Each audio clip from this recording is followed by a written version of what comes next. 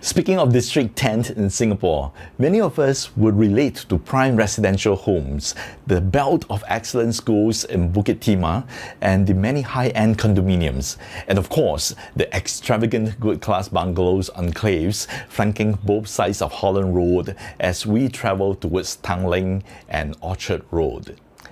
District 10 is also the district that had seen one of the highest volume of en bloc deals in the history of Singapore. And that plays a pivotal role in wealth creation for many families, creating many multi-millionaires. We'll be touching more on the ripple effects of the en bloc deals shortly in this video.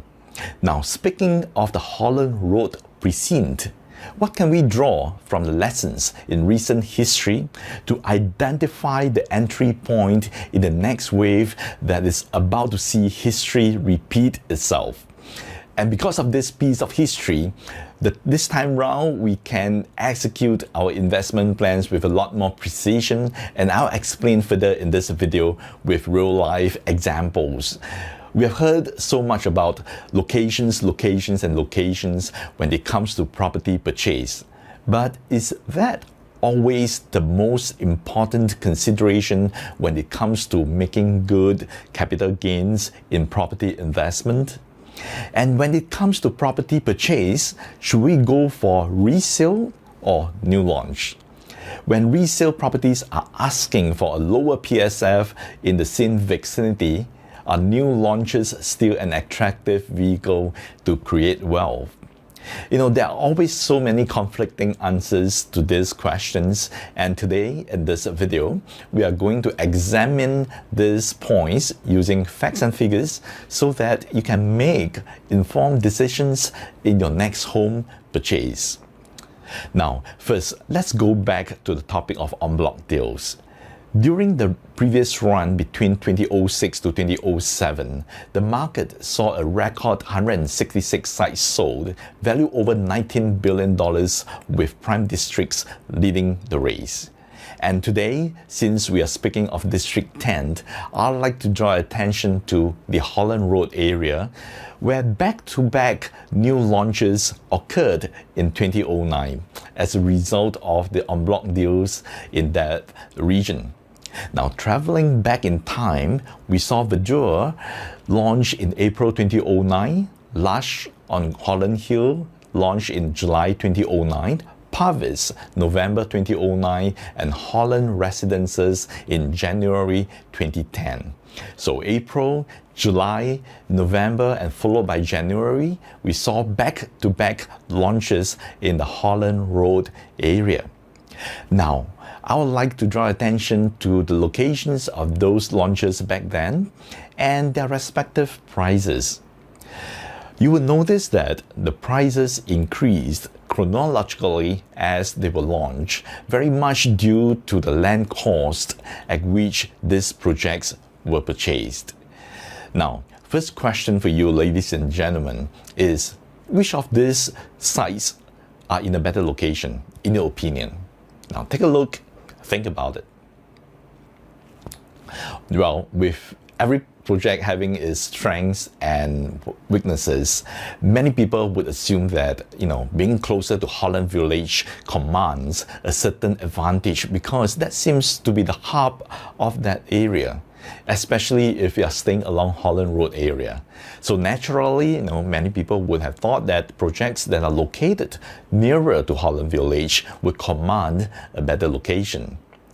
The next question for you is, do locations totally dictate the profitability of your investment? Now, to answer that question, let's compare Verdure, which was launched in April 2009, with Holland Residences, which was launched later on in January 2010, during that stretch of back-to-back launches. You will notice from the trend that investors who were quick to decide and purchase during Verdure launch and sold it later would have made a profit.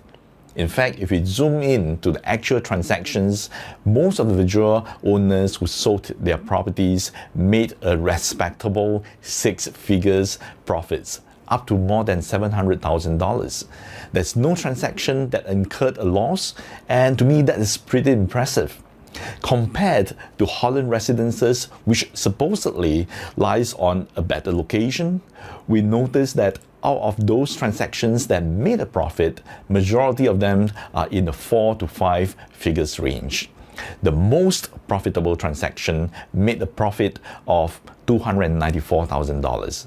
Now, that also proves to us that location itself does not totally dictate the profitability of your investment.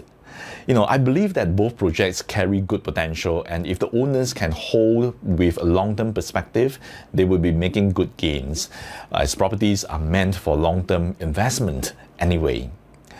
Well, however, this illustration demonstrates a principle of investment, and that is, if you have studied the market and are fully aware of the upcoming developments and plans, there's really no need to wait, because you could be losing that first mover advantage. The difference in profit margins that I had just shown you earlier clearly illustrates that point. Now, a common question that I face all the time in property purchase is, should I go for resale property, which is generally cheaper in terms of PSF pricing, or should I go for a new launch in the same area? This is a good question, and in fact, you could also be facing that dilemma right now. So let me use Wilshire in Holland Road area as an example. For buyers who purchased Wilshire during its launch in May 2009, would they have made a better profit if they had purchased a resale property instead in that same area? So let's take a look at a few resale properties in the same area that were purchased and sold around the same time as similar units in Wilshire. Firstly, let's study the case of a 1658 square feet Fair Lodge unit bought in October 2009 and sold in August 2012 versus the case of a 1421 square feet Wilshire unit bought during launch in May 2009, sold in September 2012. About the same size, bought and sold at about the same time as well. While the Wilshire property may have been purchased at about 300 PSF higher because of new launch, you will notice that the owner had made a nice profit of $753,000 versus $170,000 gain for the Fair Lodge investors. Next, let's study the case of a 1475 square feet at the Cornwall. It was bought in August 2009, sold in May 2017, profit $80,000. Comparatively, if you were to look at a similar unit of 1421 square feet at Wilshire, bought in May 2009 at 200 PSF higher and sold in August 2017, the Wilshire owner had made a nice profit of $600,000. Or let's take an example of a 1012 square feet unit at Holland Peak, bought in September 2009, sold in January 2013, making a profit of $222,000, compared with Wilshire 1066 square feet unit bought in May 2009 at a PSF that's 400 PSF higher and sold in the same month in January 2013. The owner here made a profit of $500,000. Now, how about using a newer resale project during that time as a comparison, such as this at Holland? Let's take a look at a 947 square feet unit bought in September 2009, sold in January 2014, making a profit of $280,000.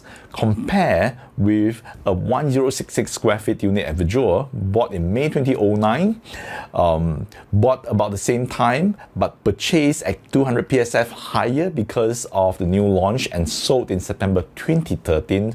The Wilshire owner made a profit of $537,000. Look, ladies and gentlemen, facts don't lie. With the examples that I've just given you, I have basically debunked the myth that resale property is more value for money than a new launch. But don't get me wrong, I'm not saying anything bad about the resale market, as I'm also helping many owners in their resale properties as well. what I'm trying to emphasize here is that while both resale and new launches offer value, it is unfair for us to make a general sweeping statement in favor of a resale property just because new launches are generally sold at a higher PSF in the same vicinity. And you'll realize that once we open up our mind, opportunities begin to flow. So eventually, whether we are buying to stay or for investment, I feel most people would want to see their assets grow faster in value.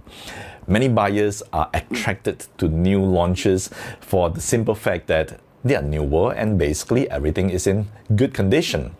And with many developers putting in more thoughts to come up with thematic designs these days, newer developments really offer an extra touch to a lifestyle living compared to older developments which are merely showcasing buildings with swimming pools, function rooms, and gyms, without much dedicated attention to the thematic designs. Now, ladies and gentlemen, by now you would have clearly seen that location itself does not dictate the eventual profitability of your investment. Knowing your point of entry and knowing the certainty of other upcoming plans and developments make the ultimate difference. I had mentioned earlier about the history of Holland Road launches in 2009, and history could be repeating itself after a 10-year break. I'm showing you a chart of land parcels that were purchased in 2018 and their corresponding prices. Very soon, we'll be witnessing a series of 7 new launches in the Holland Road area, reminiscent of what we had seen back in 2009 with back-to-back new launches. Now, every site has a good potential in its own right. What I'm trying to advocate here, ladies and gentlemen, right now, when I'm shooting this video, is that you may want to grab that first mover advantage to mark your entry position. I'm not sure when you're watching this video.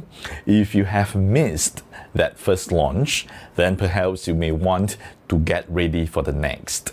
But at this very moment, as I'm shooting this video, you still have that window of opportunity, ladies and gentlemen, to grab that first position at Wilshire Residences. Now, this is located within a short walk to Farrer Road MRT station and within 1 kilometers to Nanyang Primary.